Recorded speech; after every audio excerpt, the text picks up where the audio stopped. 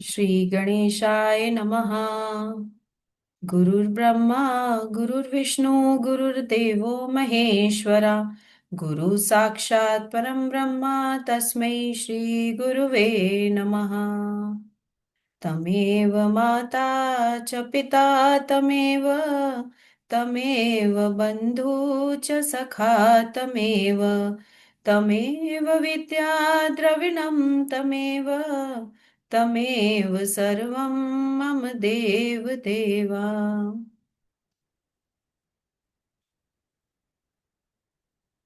यहाँ से 13वां अध्याय शुरू होता है। इस अध्याय में अंधकेश्वर लिंग की महिमा एवं बटुक की उत्पत्ति का वर्णन किया गया है।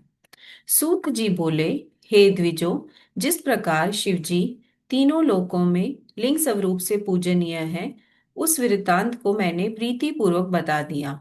अब आप लोग और क्या सुनना चाहते हो? सब ऋषिगण बोले, हे प्रभु, आप अंधकेश्वर लिंग की महिमा का वर्णन कीजिए तथा इसी प्रसंग में अन्य शिवलिंगों की महिमा भी प्रीति पूर्वक कहिए। श्री सूत जी बोले, हे महर्षियों, पूर्व समय में समुद्र के गर्त का आश्रय लेकर निवास करते हुए देव देवशत्रु अंधक नामक दैत्य ने त्रैलोक्य को अपने वश में कर लिया था। वह अत्यंत पराक्रमशाली दैत्य उस गर्त से निकलकर प्रजाओं को पीड़ित करने के पश्चात पुनः उसी गड्ढे में प्रवेश कर जाता था। हे मुनीश्वरों, तब दुखी होकर समस्त देवताओं ने बारंबार शिव की प्रार्थना करते हुए उनसे अपना सारा दुख निवेदन किया। श्री सूत जी बोले, तब उन देवगणों का वचन सुनकर दुष्टों का संहार करने वाले एवं सज्जनों के शरणदाता परमेश्वर प्रसन्न होकर कहने लगे। शिव जी बोले, हे देवगण, मैं देवताओं को दुख देने वाला उस अंधक दैत्य का वध करूंगा। आप लोग अपनी सेना लेकर चलिए, मैं भी गणों के साथ आ रहा हूं। तब उस गर्त से देवताओं और ऋषियों से द्वेष करने वाले उस भयंकर अंधक के निकल जाने पर देवता लोग उस गर्त में प्रवेश कर गए। तब देवताओं एवं दैत्यों ने परस्पर अत्यंत भयानक युद्ध किया। शिव जी की कृपा से देवता उस युद्ध में प्रबल हो गए। देवताओं से पीड़ित होकर वह ज्यों ही उस गड्ढे में प्रवेश करने लगा, उसी समय परमात्मा शिव ने उसे त्रिशूल में पिरो लिया। तब त्रिशूल में स्थित हुआ वह शिव जी का ध्यान करके प्रार्थना करके कहने लगा कि हे शिव जी, अत्यंत समय में सॉरी अंत समय में आपका दर्शन करके प्राणी आपके ही सदृश हो जाता है। इस प्रकार स्तुत हुए उन शंकर ने भी प्रसन्न होकर ये वचन कहा, तुम वर मांगो, मैं तुम्हें दूंगा। ये वचन सुनकर सात्विक भाव को प्राप्त हुए उस दैत्य ने शिव जी को भली भांति प्रणाम करके तथा उनकी स्तुति कर पुनः कहा। अंधक जी बोले, हे देवेश, यदि आप प्रसन्न हैं तो मुझे अपनी शुभ भक्ति प्रदान कीजिए और विशेष कृपा करके यहीं पर निवास कीजिए। श्री सूत जी बोले, उसके इस प्रकार कहने पर भगवान शंकर ने उस दैत्य को उसी गड्ढे में फेंक दिया और लोकहित की कामना से वहीं लिंग रूप धारण कर स्थित हो गए। जो मनुष्य नित्य उस अंधकेश्वर लिंग की पूजा करता है, उसकी 6 मास के भीतर ही समस्त कामनाएं पूर्ण हो जाती हैं, इसमें संदेह नहीं है। परंतु जो ब्राह्मण आजीविका के लिए 6 मास तक संसार का हित करने वाले इस लिंग की द्रव्य यानी वहां का द्रव्य लेकर पूजा करता है, वह तो देवलोक कहा गया, देवलक कहा गया है। जिस प्रकार देवलक होता है, उसी प्रकार वह ब्राह्मण भी हो जाता है। जो 6 महीने तक वृत्यर्थ शिव पूजन करता है, जो देवलक कहा गया है, वह द्विज तव के अधिकार से वंचित हो जाता है। ऋषिगण बोले, देवलक कौन कहा गया है और उसका क्या कार्य है? हे महाप्राज्य, लोकहित के लिए आप इसे बताइए। सूत जी बोले, ऋषियों, जो दधीची नामक धर्मिष्ठ, वेद में पारंगत, शिव भक्ति में संलग्न तथा शिव शास्त्र परायण विप्र थे, उनका पुत्र भी वैसा ही था। वह सुदर्शन नाम से प्रसिद्ध था। उसकी दुकुला नामक पत्नी थी, जो दुष्ट कुल में उत्पन्न हुई थी। उसका वह पति यानी कि सुदर्शन उसके वश में रहता था। उसके 4 पुत्र हुए। वह सुदर्शन यानी कि भी नित्य शिव की पूजा किया करता था। किसी समय दधीची को दूसरे गांव में जाना पड़ा। वहां बांधवों के सम्मेलन के कारण बंधु बांधवों ने उन्हें लौटने नहीं दिया। शैवों में श्रेष्ठ विदधीची अपने पुत्र से तुम शिवजी की सेवा करते रहना, ये कहकर पूजन आदि दायित्वों से मुक्त होकर चले गए। उनका पुत्र सुदर्शन भी शिवजी का पूजन करता रहा। हे मुनीश्वरों, इस प्रकार बहुत समय बीत गया। इस बीच शिवरात्रि आ गई और उसमें सभी लोगों ने उपवास किया और सुदर्शन ने स्वयं भी संयोगवश उपवास किया। वह सुदर्शन भी पूजा करके चला गया और शिवरात्रि में स्त्री संग करके पुनः वहां आ गया। उसने उस रात्रि में स्नान नहीं किया, किंतु शिव पूजन किया। तब उसके इस कुकर्म से क्रोधित हुए भगवान शंकर ने कहा, महेश्वर बोले, हे रे दुष्ट, तुझ अविवेकी ने शिवरात्रि के दिन स्त्री का सेवन किया और बिना स्नान किए ही मेरा पूजन भी किया। चूंकि तुमने जानबूझकर ऐसा किया है, इसलिए जड़ हो जाओ।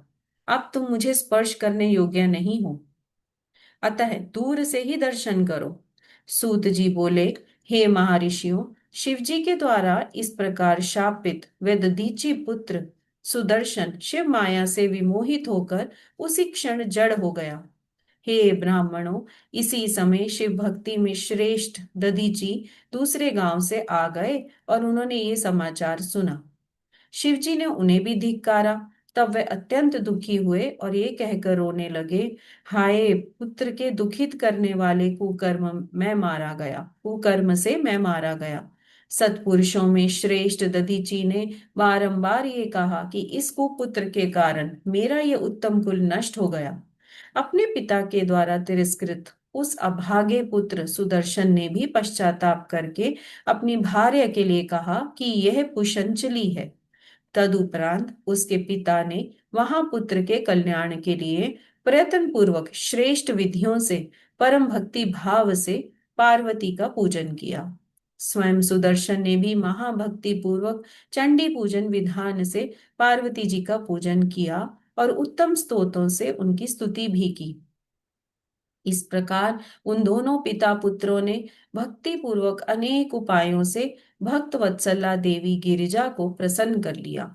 हे मुने, तब उन दोनों के उत्कृष्ट सेवा भाव से प्रसन्न हुई चंडिका ने सुदर्शन को अपना पुत्र मान लिया।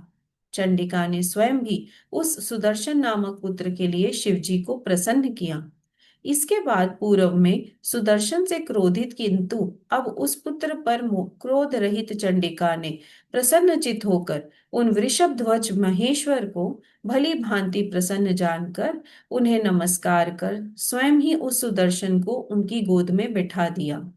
इसके बाद गिरिजा ने स्वयं ही सुदर्शन को घृत से स्नान कराकर एक ग्रंथि से युक्त त्रिरावृत यज्ञोपवीत प्रसन्नता पूर्वक पहनाया। तत्पश्चात अंबिका ने पुत्र सुदर्शन को 16 अक्षर से युक्त शिव गायत्री का उपदेश दिया और ये भी कहा कि यह वटु श्री शब्द पूर्वक ओम नमः शिवाय इस मंत्र का 16 बार उच्चारण कर संकल्प पूजन किया करें। पुनः उन्होंने स्नान से लेकर प्रणाम पर्यंत विविध उपचारों से ऋषियों के सानिध्य में मंत्र एवं वाद्य के साथ उस बालक से शिव पूजन करवाया और उससे शिवजी के अनेक नामों तथा मंत्रों का पाठ कराया। तत्पश्चात अत्यंत प्रसन्नचित होकर चंडिका एवं शिवजी ने उससे कहा, हे पुत्र, मेरे लिए जो कुछ भी धन धान्य आदि अर्पित किया गया हो वह सब तुम्हें ग्रहण करना चाहिए। इसे ग्रहण करने में तुम्हें कोई दोष नहीं लगेगा। मेरे समस्त कार्य में और विशेषकर देवी के कार्य में तुम मुख्य रहोगे। मेरे लिए चढ़ाया गया घृत, तेल आदि सब कुछ तुम्हें ग्रहण करना चाहिए। जब प्राजापत्य होने लगेगा, तब उसमें तुम अकेले ही मुख्य होगे और तभी पूजा पूर्ण होगी, अन्यथा सब पूजा निष्फल हो जाएगी। तुम सर्वदा वर्तुलाकार तिलक लगाना, स्नान करना, शिव संध्या करना और शिव गायत्री का जप करना। सबसे पहले मेरी सेवा करके तुम कुलोचित अन्य कार्य करना। यह सब किए जाने पर तुम्हारा कल्याण होगा। मैंने तुम्हारे समस्त दोष क्षमा कर दिए। श्री सूत जी बोले। ऐसा कहकर परमात्मा शिव जी ने उसके चारों बटुक पुत्रों को चारों दिशाओं में अभिषिक्त कर दिया। तब भगवती चंडी पुत्र सुदर्शन को अपने निकट बैठाकर उसके पुत्रों को अनेक प्रकार के वर देकर शिक्षा देने लगी। देवी जी बोली, दो व्यूहों के युद्ध में जिस और मेरा बटुक होगा उसकी सदा विजय होगी, इसमें संदेह नहीं करना चाहिए। हे पुत्र, जिसने तुम्हारी पूजा की उसने मानो मेरी पूजा कर ली। तुम सभी को अपना कर्म सदा करते रहना चाहिए। श्री सूत जी बोले, हे ऋषियों, इस प्रकार शिव एवं शिवा ने कृपा पूर्वक संसार के कल्याण के लिए पुत्रों सहित उस महात्मा सुदर्शन को अनेक वर प्रदान किए। चूंकि शिव एवं पार्वती ने उन्हें यानी कि अपने पुत्र के रूप में प्रतिष्ठित किया, इसलिए वे बटुक कहे गए हैं, और अपनी तपस्या से भ्रष्ट हुए इसलिए वे तपोधम कहे गए हैं। शिव शिवा की कृपा से वे आगे चलकर बहुत विस्तृत हो गए। इन बटुकों की प्रथम पूजा साक्षात महात्मा शंकर की ही महापूजा है। इसलिए जब तक बटुकों की पूजा ना कर ली जाए तब तक शिव जी की पूजा नहीं करनी चाहिए। यदि पूर्व में शिव जी की पूजा की जाए तो वह शुभदायी नहीं होती। शुभ कार्य हो अथवा अशुभ कार्य हो, बटुक का कभी भी त्याग ना करें। प्राजापत्य भोज में एक बटुक का पूजन भी विशिष्ट कहा गया है।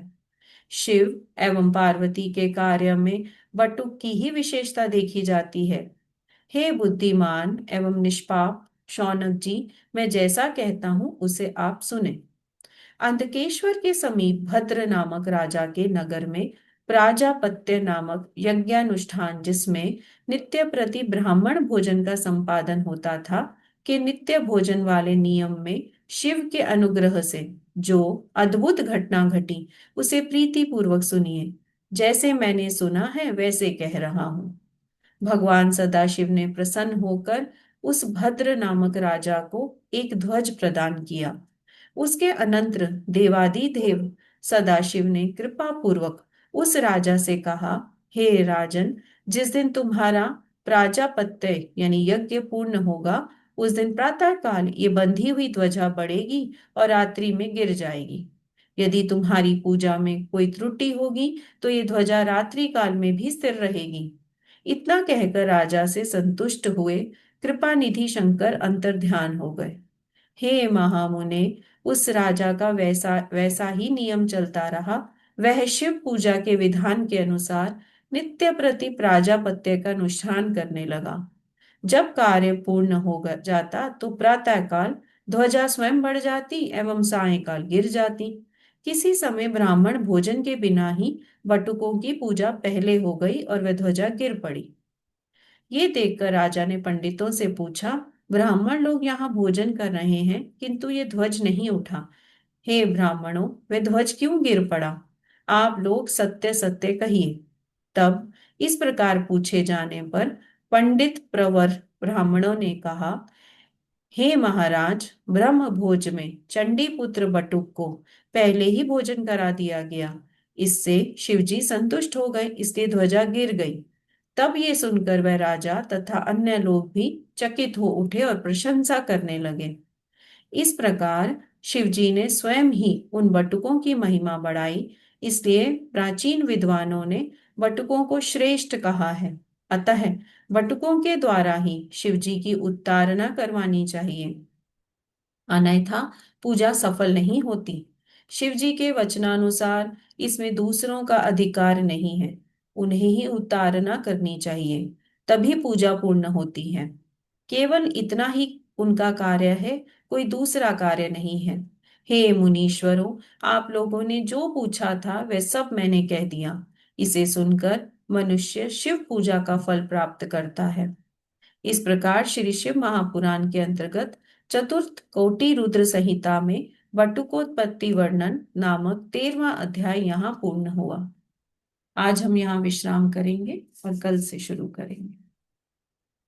हे गो माता, माताओं की माता, यज्ञों का यज्ञ और पुण्यों का पुण्य, हम सब आपको दंडवत प्रणाम करते हैं। आपकी कृपा हम सब पर बनी रहे।